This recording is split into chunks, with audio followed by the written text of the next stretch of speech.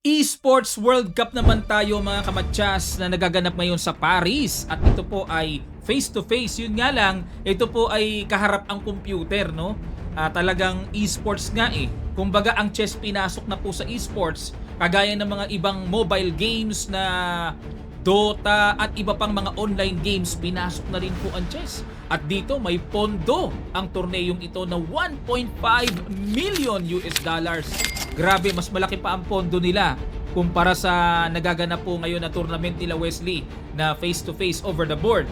Dito naman, magkalayo lang ng konti pero computer nasa harap. No? Ang unang nakalaban ni world number 1 Magnus dito ay si Andrei Esipenko ng Russia dito sa quarterfinals at si Nima naman nakalaban si Nepo at Denis Lasabik nakalaban ng batang prodigy ng Iran na si Movahid at Nakamura nakaharap naman si Alexis Sarana ng Russia. At dito po ay double elimination round. Kapag natalo ka, may pag-asa ka pang mabuhay sa pangalawang pagkakataon basta straight lang ang panalo. At ngayon ay pag-aaralan natin ang mga naging laro ni world number 1 Magnus. Siyempre, kapupulutan natin ng matindi yan eh. At bago yan, iwanan ko muna kayo ng puzzle mga kamatya sa feed sa atin ng Internet Chess Club application. It's white to play. Ano kaya sa palagay nyo ang magandang gagawin dito ng white para talagang swabe ang pagkapanalo? Sige po, kung makita nyo ang solution, baka pwede makiusap, lapag nyo naman sa comment section below ang inyong makikitang solution. Tulong nyo na po sa pag-promote din ng video na ito. Maraming salamat po mga kamatyas. No? Sa mga wala pang Internet Chess Club application, downloadable lang po sa Play Store at App Store. Free lang ang paggawa ng account. Magagamit nyo na ang application na to pang training. Okay, white dito si Magnus. Ang ginawa nag D4, D5 si Esipenko, C4, E6, Knight F3 at nauwi po sa Catalan. Ayan, kasi pag nag Knight C3, ang tawag dyan ay Queen's Gambit declined na. Pero dahil nag G3, ang gusto ni Magnus ay Catalan. Nag Bishop E7, Bishop G2, castling at kinapture po ang Pawn C4, open variation ng Catalan, Queen C2 para intensyong babawiin yung pawn at nag B5. Ayaw ni Esipenko na ipabawi kagad. Gusto niyang tigasan ang pawn C4 at binasag ni Magnus sa pamamagitan ng A4 at nag Bishop B7 develop lang. Pinabawi talaga yung pawn at inoferan pa ng isang exchange para tempo. Pag kinain po yan, lalabas ang knight. Kinain nga, kain. So, naka-develop ng isang tempo, no? At nag-queen takes C4. At dito po kung magbibilangan tayo ng pawns, lumamang ng isang pawn bigla si Magnus. Pero ito po ay hindi na bago. Bookline pa ito at playable talaga ang black dito kahit one pawn down siya. Nag-bishop D5, atake, umatras at nag-C5. Ayun, para yung nahiwalay or isolated pawn mai-exchange. Nag-bishop E3 develop at nag-knight E4. Hinabol ng atake ang queen. Queen E1 at dito nag-knight B4. Ayan. Para tapatan ng mga tore, kinain ni Magnus kain at nag-queen to C1. Ang plano po ng queen C1 ay mag-rook to D1 para dahil nandyan ang queen para may malakas na development ang tore. At nag-knight D5. Ayun. Gustong i-exchange ni Esipenko yung bishop sa E3 at nag-knight C3 develop. Kinain na, kain at nag-queen A5, tineret ang pawn sa C3, nag-pawn C4 para hindi makuha kaagad, at nag-rook to C8 para pagka kumain sa D4 ay magkakaroon po ng pressure ang pawn sa C4 dito ni Magnus. Nag-queen A1, hinamon ng queen to queen, at kinain-kain, nag-knight to D6 para i-threat ang pawn C4. Kasi po dito mga kamatyas, hindi makain-kain ang pawn sa D4 kasi kapag kinain yan, let's say ng knight, baliwala, hindi rin naman makakain yung pawn C4 dahil yung bishop sa A8 ay hanging. Kaya nag-knight D6 dito para atakihin ng pawn C4 at kinain na po yung pawn C5, knight takes C4 at nag-bishop D4. At dito, ang challenge ni Magnus, paano niya mapapanatiling ma-maintain yung kalamangan niya ng isang pawn. Kasi lamang siya one pawn up siya Paano niya may maintain yan, no? Para talagang lamang lagi. Hindi pa rin mabawi-bawi ni Esipenko ang pawn C5 dahil pagka kinain-kain, lagi nga pong may threatening na maiiwan ang bishop sa A8. At dito nag-bishop to D5 muna, nag-rook C1 'Pag kinain na ba 'to, kain, kain, kain, ano ba mangyayari? Mayroon bang knight to D2? Kinain na nga po ni Esipenko at kinain, kain at nag-bishop F1. Yan pala plano. Na dito 'pag bishop F1 ang plano po ay mag-E4. Maaaring magganyan ano, timing lang, para mabuksan ang atake. Yun nga lang 'pag nag-E4 kain, hanging din ang knight sa F3, may knight D2, maaring gano'n ano, o tingnan natin. Nag-F5 ayun, dahil nakakutob nga si Isipenko na may something na paparating, pinigilan kaagad ng F5 yung paparating na pawn E4 at nag-knight E5. Ayun, nagsimula na po dito si Magnus na i-pressure ang knight sa C4. Dito po mapapansin niyo na pinabawi na ni Magnus yung isang pawn, pantay, tag 4 pawns, tag 2 minor pieces and 1 major piece na tore, pero tingnan natin kasi base sa evaluation bar na sinasabi ng computer engine, lamang na lamang ang puti pagka ganyan. Halos pa decisive advantage na eh. Nag-rook C7, yun ang problema kasi dito eh. Paano ngayon to kasi nakabitin yung knight, nakapin. Nag-pawn to F4 muna, okay, para suportahan ang knight sa E5 at ang nakikita ko ditong mabigat mga kamatyas is yung coming E4 na kapag nag-E4 dito mabubuksan pa ang bishop na papaano yung knight? Papaano ililigtas yung knight? Yan ang malaking katanungan ano. Nag-king F8, nag-H3. Bakit kaya ayaw pang mag-E4? Wait lang po mga kamatyas ha. Ako mismo may tanong dito. Bakit ayaw mag-E4? Parang tipong bagsak na to ah. Kakain dito. Okay. So, kain yung tore. Knight F3 check muna, King F2 and then Bishop takes E4. Okay. Kumbaga dito, may intensyon na magpa-quality daw na si Esipenko pero pwede ring pasukin eh. Ayon po sa computer, grabe na yan. Grabe naka-winning ang evaluation bar. Winning pa rin to. Yun nga lang, ayaw ni Magnus na ganyan eh. Parang tipong, ewan ko, iba-iba talaga ang ano natin eh, ang perspektibo. Siguro nakikita ni Magnus na baka mamaya may something pa na mahirapan siya. Kaya nag-H3 muna, no? Binibitin niya muna yung paparating na E4. Nag-H6. Nag-E3 lang. Okay, ayaw niya talagang E4. At pag E3, kinain na po yung knight sa E5. Force naman yan. Kasi kung hindi kakainin yan, kasi naman maibigay ng buong buo. Wala kang kabawi-bawi pagka nakain yung knight sa C4. 'Di ba? Obligado po nakainin na yung kabayo, kain din yung tore, check, king F2. Ayun, kaya pala siya nag-H3 muna. Kasi natatanaw ni Magnus dito na po pwedeng kumain yung knight sa H2. So, pagka tempo ng H3, sa kanya tinuluyang pag-initan yung nakapin na knight. At nag-knight D2, okay, may threat na knight E4, nag-bishop D3, nag-king to G8. Ayun, umiwas na po yung king, mukhang dito dadaan. Nag-G4, G6, ayun, para patigasin yung pawn F5 kasi po talagang pag kinain yan, kain, may mga basag na paparating at maliwanag na maraming magagawa ang puti doon. Kaya dito nag G6 para i-support yung F5 no ng napaka-solid at nag G5 yun. Ito yung mga kulang ko talaga mga kamatyas no, yung mga ganitong realization.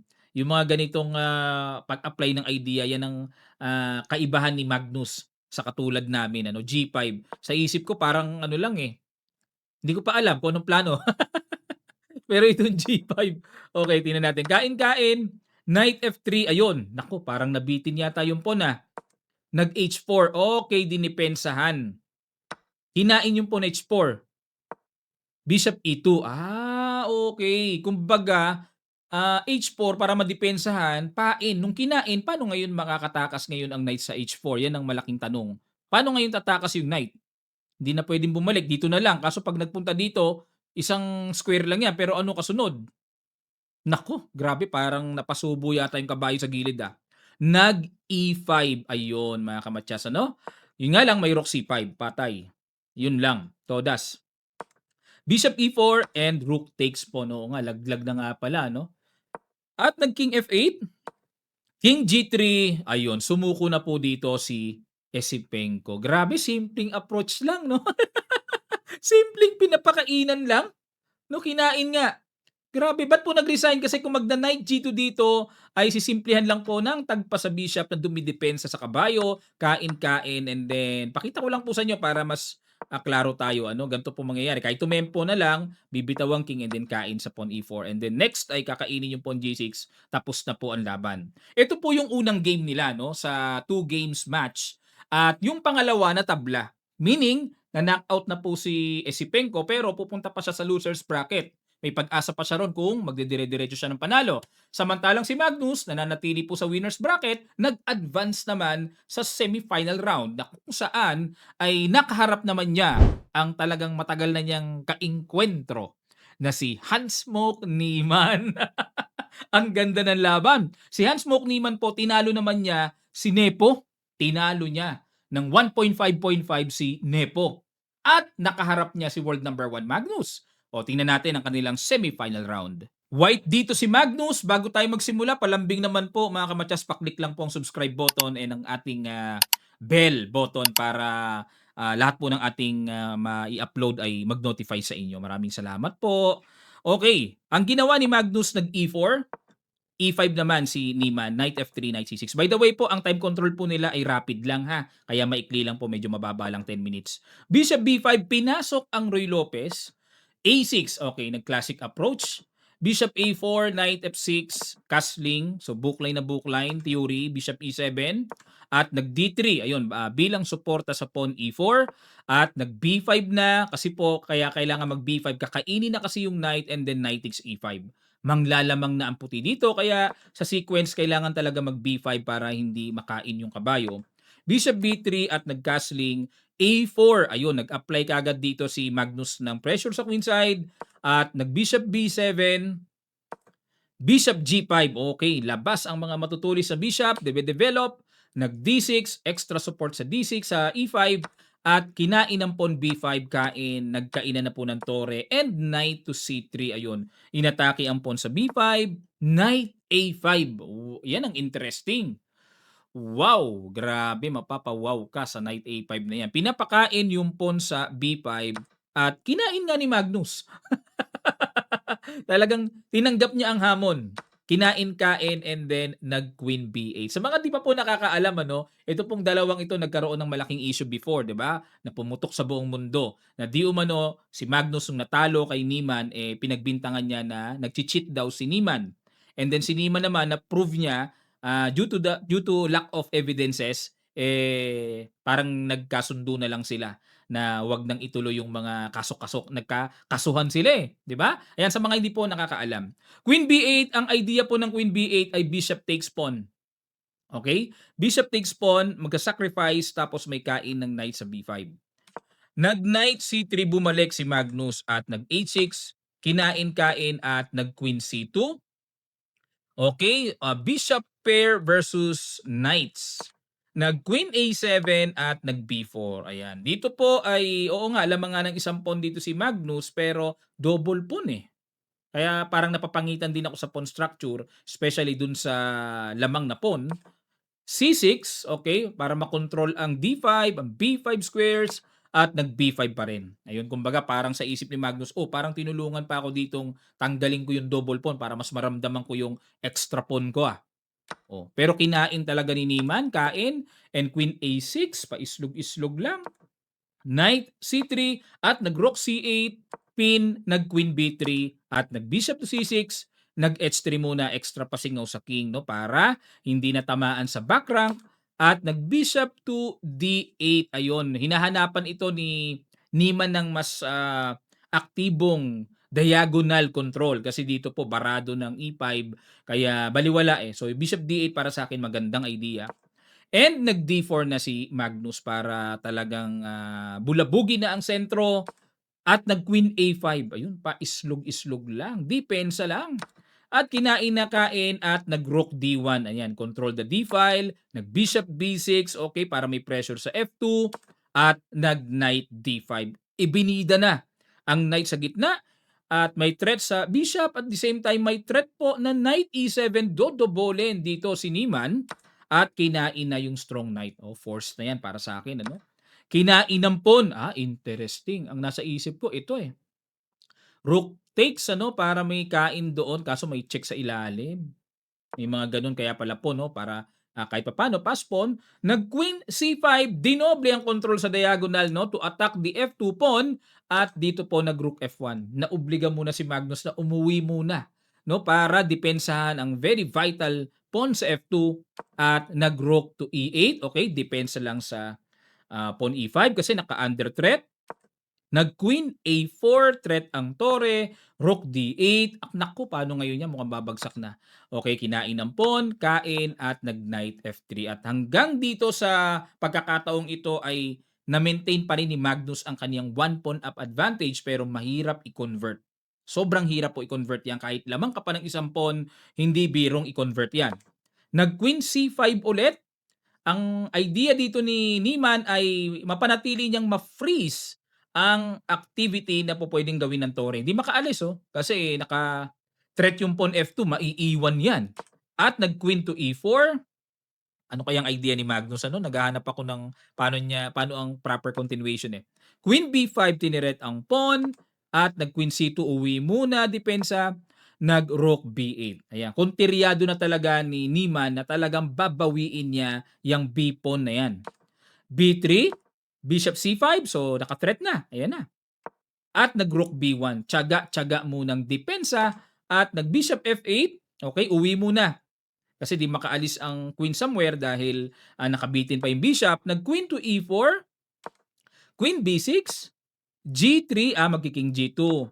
Bishop C5, ayun, talagang kahapon pa pinag-iinitan ng pawn na yan. Nag-queen C2 ulit, depensa, at nag-bishop to B4. Ayan, kaya po gumanyan para kahit papaano hindi talaga makaprogress yung o hindi maramdaman ni Magnus dito ang kalamangan niyang isang pawn.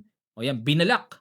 Nag-king G2, islog lang, improve the king position, nag-queen B7 para di naman maka-freeze yung knight, o hindi naman makagalaw dahil naka-freeze. Ayan, no? Oh, nako, grabe, ang hirap. Gapang. Ito yung tinatawag na gapang. Gapangan. Rook D1, bishop F8, rook D3. Okay, so protection pa rin. Okay, protection sa knight. Rook C8, tinapatan ng tore, at nag-rook B8. Ayaw, no? Bumalik lang. At nag-H4 muna. Queen D5, Queen D3. Hinamo na ng queen to queen. At nag-queen B7. Si ano naman ang umayaw? Queen C4, Rook E8, at nag-Queen C6. Kumbaga, sige, Queen to Queen. Umayaw pa rin. Kasi kung makikipag-Queen to Queen mga kamadyas, naku po, delikado siya. Delikadong-delikado si Niemann kasi may extra pawn eh. Maigagapang yan eh. Queen B8 at nag-Rook to D3, Rook E6 at nag-Queen D5, Rook D6, Queen C4 at nag-Rook F6, nag-Rook to E3, okay? At nag-Queen B7, ayun, may pressure na naman. Nag-Queen E4, Queen to Queen, umayaw uli, Queen B5, at nag-Knight D4, ayun. Sa wakas, nakalabas din ang kabayo, nagamit din, Queen C5, at nag-Rook F3, tinapatan ng tore, no? Para mabuwag ang tore dyan, masyadong malakas sa F-file. Nag-Rook D6, okay, tinirect ang Knight. Queen E8, what a move by Magnus. Yun ang mga binibiling tiers. Yan ang mga binibiling tira. Hanging ang kabayo, pero pag kinain po ng queen yan, may kain dyan, sabay kain din sa bishop. Okay, pag tore pinangkain, kain dito, and then kain sa bishop. So, lalamang ng 2 pawns na lalabas, no? Nag-queen D5, depensa muna sa pawn, nakapin ng tore, at nag-knight F5 na. Naku po, nangangamoy danger na. Nag-rook D7 para kasi may threat din knight E7 check eh, makukuha queen, di ba? Dodobolin. Kaya nag-rook D7, no, para maproteksyonan ang E7 square, at nag-H5 muna. Yan ang mga gusto ko kay Magnus talaga. Yung mga ganyan pa simpleng pitik pero di makagalaw ang posisyon ng kalaban. Grabe yung H5, oh. Rook B7, ayan na, babawiin na yung pawn at nag-B4. Hindi pwedeng makain. Perfect talaga. Pag kinain kasi may knight E7 eh. Hindi magalaw-galaw yung pawn. Hanip na Magnus to. Nag-Queen D7, ayun, sa inis ni Niemann. Okay. Sige, ito na yung gusto mo kanina pa. Queen D7, palitan tayo. Kinain na ni Magnus, sa isip ni Magnus. Pupunta ka rin pala sa gusto ko eh. Pinatagal-tagal mo pa. At nag-rook to B3, okay, para suporta sa pawn. Nag-rook D5, atake sa knight. At nag-knight E3. ginusto ni Magnus na ipabawi yung pawn H5 niya. Bakit po? Kasi kung didepensahan yung knight, may ganito. Laglag ang pawn sa B4. 'Pag nawala ang pawn sa B4, wala na, tabla na. Drawish na talaga. Okay? O kaya ginawa ni Magnus, nag-knight E3 siya, sige kainin mo yung pawn. Pero rook B5 ang ginawa. Mas gusto talaga ni Man na kainin yung pawn sa B4. Kasi po kung ito ang kakainin, may B5. Naku po, tingnan niyo evaluation bar. Naku po, biglang losing sa isang iglap. Ganyang katindi in game ni Magnus, ano? Hanip na tao talaga 'to. Tao ka pa ba? Unlo bites. Okay. Kaya nag-rook B5 and knight C2. Yakap-yakap talaga, oh. Bishop E7, G4. Ayun, dinipensahan na ni Magnus. King F8, F4, F5 para mabasag-basag naman ang pawn structure, no? Knight to D4. Okay. Kumbaga parang binigay na ni Magnus yung pawn. Kinain, kain, pero dito naman na-convert. Ayun. So 3 versus 2. Ganda naman ng endgame. Very instructive ito sigurado, pero winning pa rin ang white dito para sa akin kahit na ganyan na evaluation bar, pero mahirap. King E4, nag-bishop C1. Ayun, para di makaalis ang king, makagala-gala dahil kababantay sa pawn F4. Pero time check tayo, 57 seconds kay Magnus, 45 seconds na lang kay Niemann. Nag-knight D4, bishop D2, knight E2 para depensahan, and then nag-king F6 kasi hindi na pwedeng gumanon, may kabayo na nakabantay King F6, knight D4 ulit, bishop C1, knight B3 para mapaalis yung bishop, nag-bishop B2, knight, knight C5, bishop C1, knight D3, bishop D2, knight B2, nililito ni Magnus. Bishop C3, knight C4, bishop B4 at knight E3. Ayun, medyo naiba na yung anggulo. Bishop D2 ulit, knight D5 check at nag-king F7 at nag-king to F5. Pero paano papanalo to? No, grabe kahirap. Knight B6 gumanon. Ayun! Isang tira ka na lang. Blunder! Nagkamali ka pa. Hindi niya nakita. Ano, ipakita ko na lang? Saan yun, ha? Familiar ba kayo doon? Hindi nakita. Pakita ko na lang. Okay. Knight B6. Isang tira ka na lang. Bishop A3. Bakit blunder to? Dapat daw ang tira King F8 King F8. Grabe, kahirap naman timplahin ng endgame na to. Lalo na, bullet time, dying seconds na pareho. So, pag Bishop A3, ayun, natumbukan ni Magnus ang perfect shot. Knight C4, threat ang Bishop, Bishop C1, Knight E5 check, King G8, at nag-Knight D3, okay? So, threat ang Bishop, Bishop D2, nakatempo. Yun pala ang yung knight suportado yung pawn, nakatempo. Dito po, wala na. Winning na talaga puti. Kasi very passive na yung king King F8, F5, gumanon. Kasi ito po, threat, gaganon talaga yan No? Halimbawa po, gumanon, konting pag-aaral lang sa endgame. Gaganon, tapos kain-kain, tapos didikitan uli ang king doon, tapos lalagay yung knight dyan, kakainin yung pawn sa H6. No? So, halimbawa, kung mag-king H7 naman, knight C5. So, dito, chichikin to para mapalayo. Etc. So, ito po ay garantisadong winning na. Grabing endgame talaga. So, kaya nag-bishop C3 si Niemann para pigilan yung paparating na pawn F6. Nag-knight to F4 naman. So, may mga ganun, ano? King G8, knight D5, ang likot ng kabayo. Bishop D2, ayun na.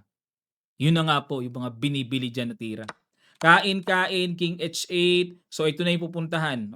I-maneuver na lang going to F7 or F5 kung paano maneuver. Tineret, gumanon, doon. Ayun. So, dito po ay sumuko na si Niemann. Wala siyang magawa na. Bakit sumuko? Halimbawa, kung pupunta siya dito, ay magda-knight D3 lang.